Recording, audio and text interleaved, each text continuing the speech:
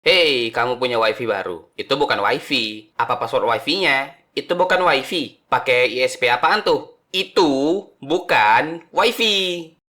Jadi, apa passwordnya? Seperti yang kalian tahu, banyak orang yang mengira kalau ini tuh WiFi. Padahal bukan. Ini adalah WiFi. Tapi itu cuma gelombang. Yap, lebih tepatnya gelombang radio. Sejak ditemukannya pada tahun sekitar 1890-an, gelombang radio banyak digunakan di berbagai teknologi. Mulai dari Perang Dunia ke-1, nyelamatin penumpang Titanic, hiburan di mobil, Bluetooth, sampai WiFi itu sendiri. Tapi gimana cara kerjanya? Ketika kamu menghidupkan Wi-Fi,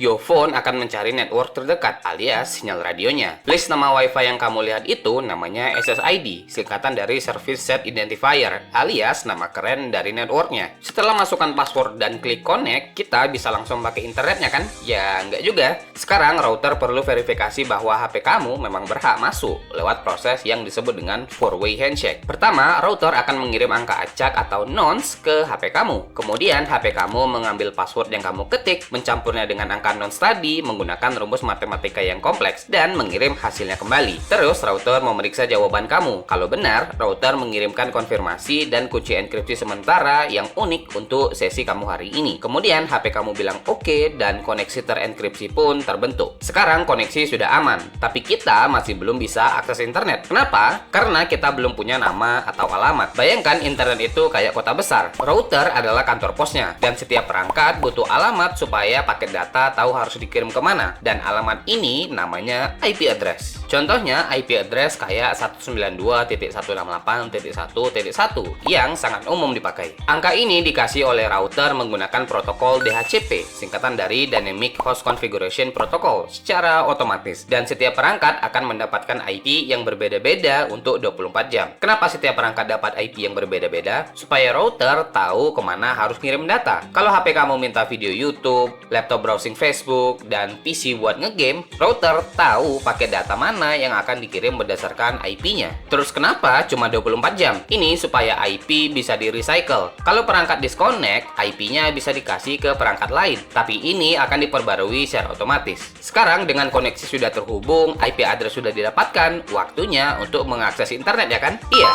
Contohnya, untuk menonton video ini, HP kamu akan mengirim request. Requestnya dibagi menjadi paket kecil yang disebut dengan paket data. Setiap paket berisi header, yaitu alamat pengirim, alamat tujuan, dan nomor urut paket. Terus payload, yaitu isi data request, dan footer berisi checksum untuk deteksi error. Request ini semuanya dalam bentuk binary, alias 0 dan 1. Dan HP kamu punya chip kecil bernama Wi-Fi transceiver yang mengubah 0 dan 1 ini jadi gelombang radio. Cara kerjanya hampir sama kayak radio. Angka 0 dan 1 diubah ke pola gelombang tertentu. Dulu antena HP bisa sepanjang 10 cm keluar dari badan HP. Tapi sekarang antena Wi-Fi di HP kamu cuma 5-10 mm tersembunyi di dalam casing. Biasanya di sekitar bagian atas HP, di dekat kamera atau di tepi. Karena ukuran antena idealnya seperempat panjang gelombang dan frekuensi yang dipakai. Wi-Fi 2,4 GHz panjang gelombangnya sekitar 12,5 cm.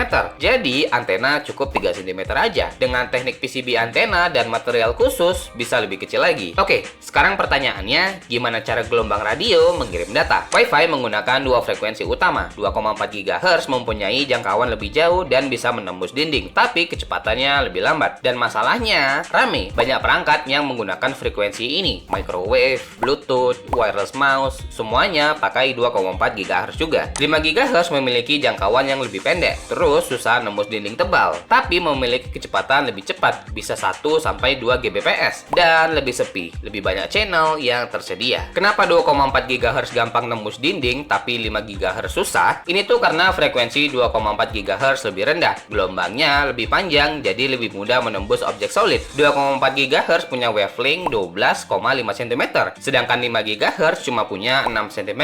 Gelombang yang lebih panjang lebih lihai melewati objek solid.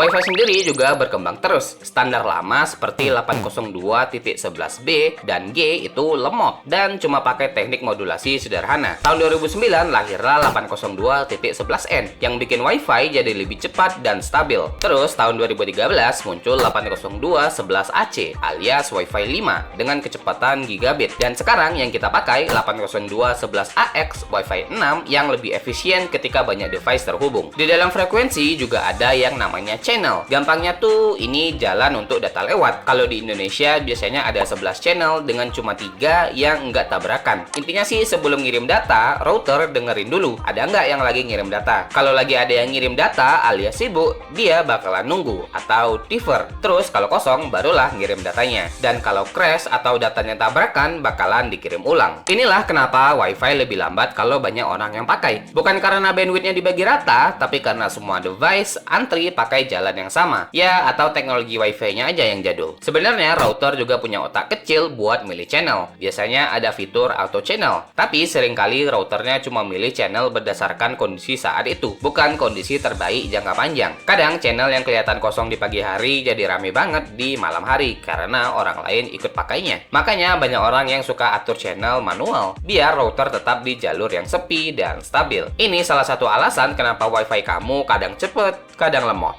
Dan Wi-Fi itu half duplex. Gimana maksudnya? Di dunia radio ada dua cara untuk perangkat ngomong satu sama lain. Full duplex kayak telepon, kedua orang bisa ngomong di saat bersamaan dan mendengarkan pada saat yang bersamaan juga. Half duplex kayak walkie-talkie, cuma satu orang yang bisa ngomong dalam satu waktu. Kita harus gantian dan bilang over setelah selesai berbicara untuk ngasih tahu kalau kita udah selesai berbicara.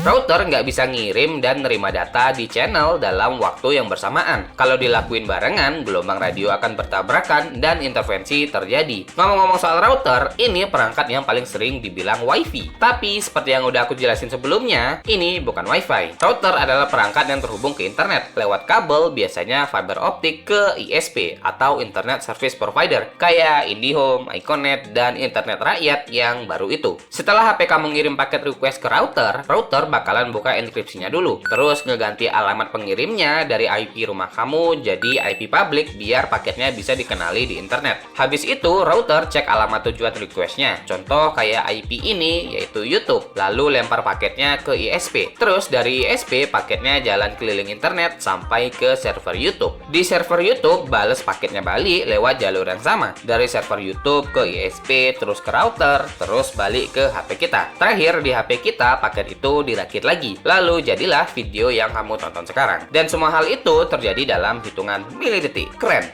Tapi siapa yang ciptain?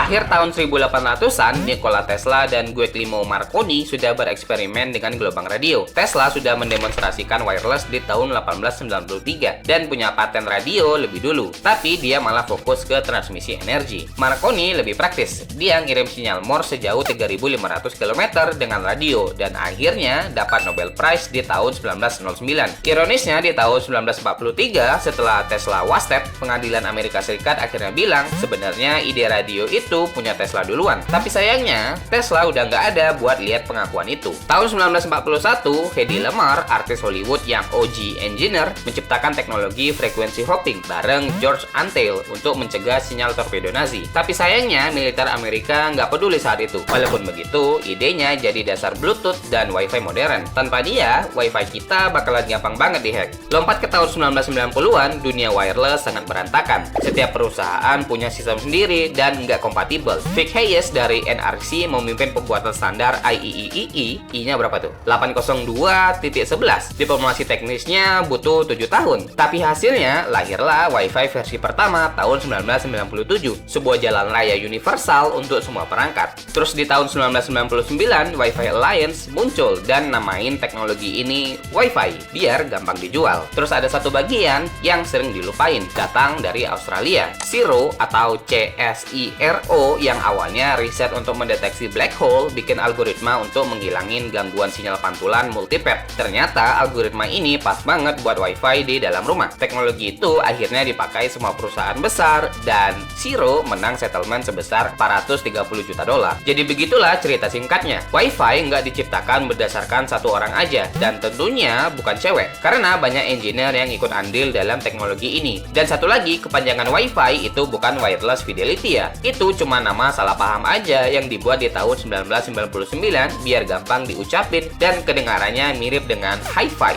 Jadi wifi itu ya wifi, nggak ada artinya. Menurut GSMA Intelligence, penetrasi fixed broadband kayak internet kabel di Indonesia cuma 21% dari total rumah tangga per akhir 2024. Artinya, 4 dari 5 rumah di Indonesia nggak punya wifi. Sebaliknya, mobile broadband kayak paket data atau kuota gitu udah mencapai 121 subscription per 100 orang. Ini disebut dengan fenomena leapfrogging. Indonesia loncat langsung ke era mobile, skip era internet kabel. Tapi buat kaum wifi only kayak aku, orang yang nggak pernah beli paket data kecuali kartu mau mati, 21% itu udah cukup untuk bertahan di dunia digital ini. Wifi kampus, wifi cafe, wifi mall, wifi rumah orang, semuanya jadi lifeline. Dulu kalau punya wifi di rumah pasti orang kaya, walaupun bayarnya cuma 120.000 per bulan. Sekarang punya wifi bisa dibilang penghematan karena kebutuhan internet kita untuk surfing itu sangat tinggi. Jadi begitulah cara kerja wifi dan siapa yang nyiptain. Aku lagi nggak ada intro, jadi kalau ada yang salah silahkan koreksi di kolom komentar. Anyway, bye.